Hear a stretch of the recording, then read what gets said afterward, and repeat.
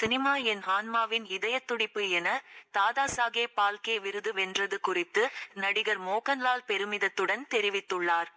தில்லியில் நடந்த 71வது தேசிய திரைப்பட விருதுகள் வழங்கும் விழாவில் மலையாள சூப்பர் ஸ்டார் மோகன்லாலுக்கு தாதா சாகேப் பால்கே விருது வழங்கி ஜனாதிபதி திரௌபதி முர்மு வழங்கி கௌரவித்தார்.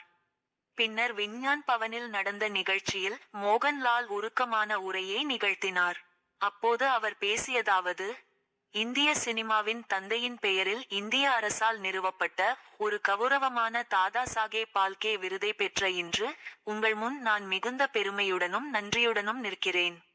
சினிமா என் ஆன்மாவின் இதய துடிப்பு.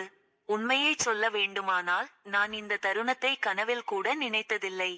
தாதா சாகேப் பால்கே விருதுக்கு தேர்வாகியுள்ளதாக மத்திய அரசு இடமிருந்து அழைப்பு வந்ததும் தங்கள் மலையாள சினிமா பாரம்பரியத்தின் குரலாக என்னை தேர்வு செய்துள்ளதாக எண்ணி பெருமிதம் கொண்டேன்.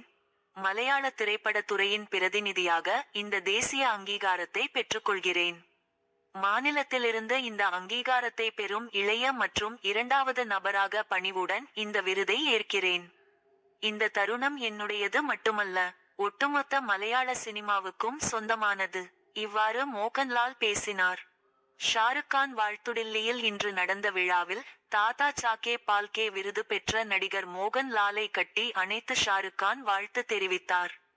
அவருடன் நடிகை ராணி முகர்ஜி மற்றும் விக்ரந்த் மாசே உள்ளிட்டோர் உடன் இருந்தனர்.